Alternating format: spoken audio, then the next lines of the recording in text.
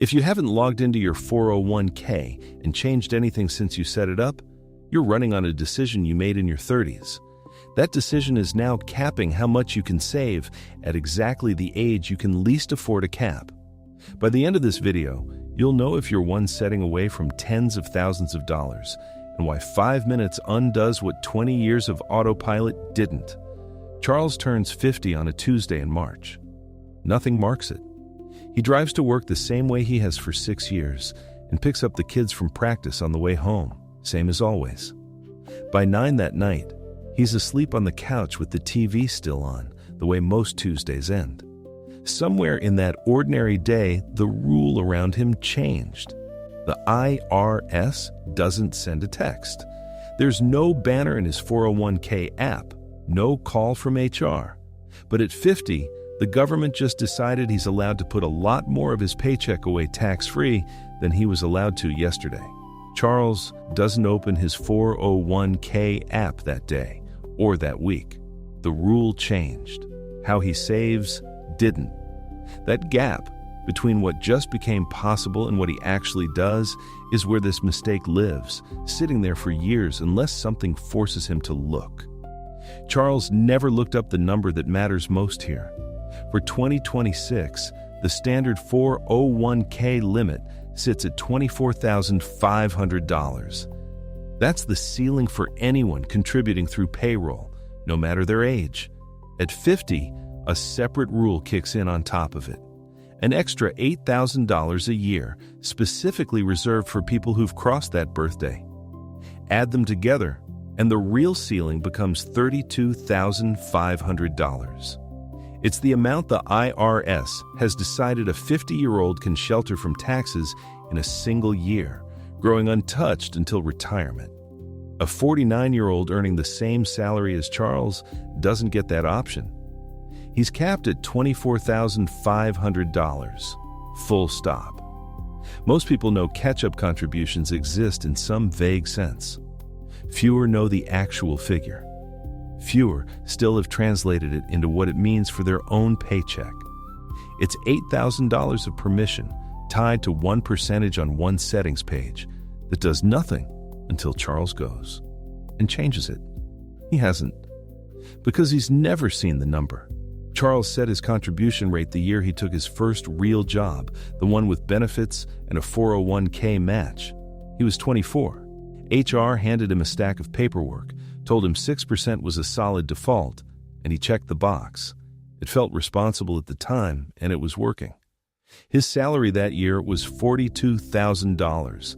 6% of that came out to $2,520 a year, deducted before he ever saw it. 26 years later, Charles earns $95,000. He still checks the same box.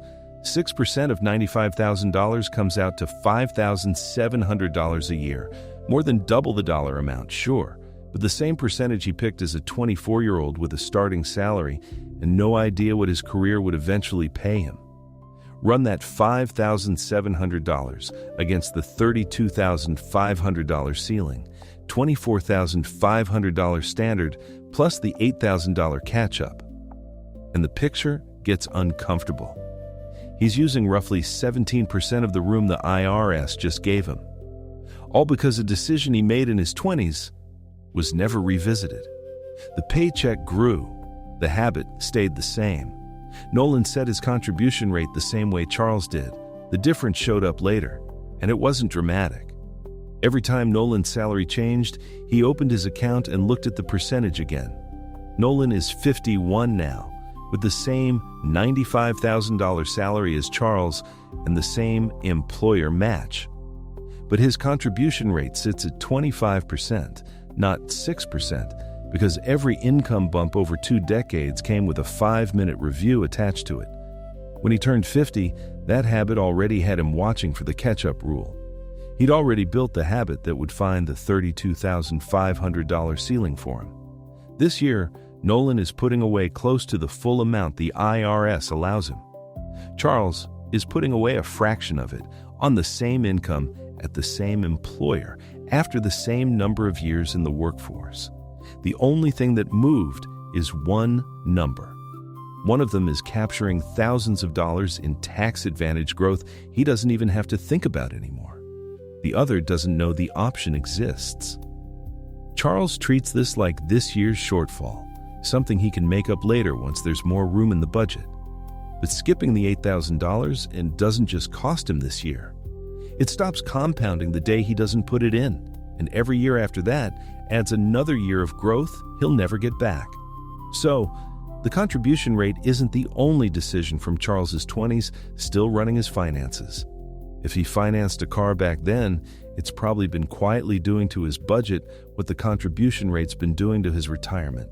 The car loan video breaks down exactly how. Run the math forward. Assume Charles works another 15 years, retiring around 65, and assume a conservative 7% average annual return, roughly in line with what a balanced portfolio has realistically produced over long stretches. If Charles contributed the full $8,000 catch-up every year for those 15 years and let it grow, that piece alone would be worth somewhere around $201,000 by the time he retires. This is just the catch-up money specifically, the piece that only exists because he turned 50, sitting unclaimed because a percentage on a settings page never got touched. His actual shortfall, from contributing 6% instead of 25% this whole time, runs even higher than that. Nolan lets that $201,000 keep growing. Charles just doesn't know it's there. Charles logs into his 401k provider's website, finds the contribution percentage field, the same one HR walked him through at 24, and changes the number. That's it. No paperwork, no phone call, no meeting with a financial advisor required to take the first step. The fix doesn't have to happen all at once either. Charles doesn't need to jump from 6% to 25% in a single pay period and gut his monthly budget to get there. He could move to 10% this year, feel out what that does to his paycheck, and adjust again next year once a raise lands. Breaking the 26-year habit of never touching the number matters more than hitting the maximum on day one. One wrinkle worth knowing before he does it. Starting in 2026, anyone who earned more than $150,000 in the prior year has to make their catch-up contributions as Roth, meaning after tax rather than pre-tax. Charles earns $95,000, so that rule doesn't touch him. But it's the kind of detail that changes the math for someone else who assumed the whole $32,500 works the same way for everyone. 5 minutes, one settings page, against $201,000 sitting on the table. That's the actual size of this decision once you put the effort next to the outcome. The contribution rate is one of several numbers that got set once and never touched again. Just the one with the biggest dollar figure, which is why it went first. The same pattern shows up in a few other places on that same account page, and none of them take more than a minute to check once you're already logged in. The beneficiary designation is worth a look.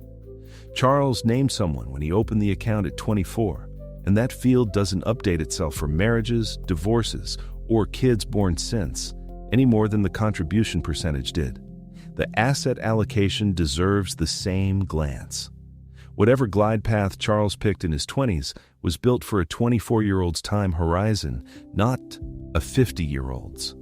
Whether it's still doing the right job for where he actually stands now isn't something the account decides on its own.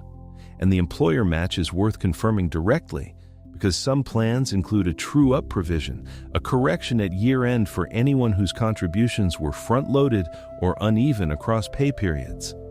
And it only pays out if the plan offers it and someone actually checks. None of these are the mistake this video is about. They're proof it isn't isolated. The same habit that let one percentage run untouched for 26 years tends to let everything else on that page run untouched too. Go back to that Tuesday in March. Charles drove to work and picked up the kids. Nothing about it felt like the day a financial mistake started. Absences don't announce themselves the way decisions do. Nolan's account grew because a raise and a birthday kept sending him back to check a number most people set once and never look at again. Charles has stayed the same because nothing ever sent him back. Nothing is going to prompt you to check yours either. That's exactly why this video exists. We just covered what happens when you never touch your contribution rate. There's an opposite mistake that costs just as much, checking constantly and still getting it wrong, because caution became the default instead of a decision. Check out this video next, where I show you how being too conservative after 40 caps your recovery.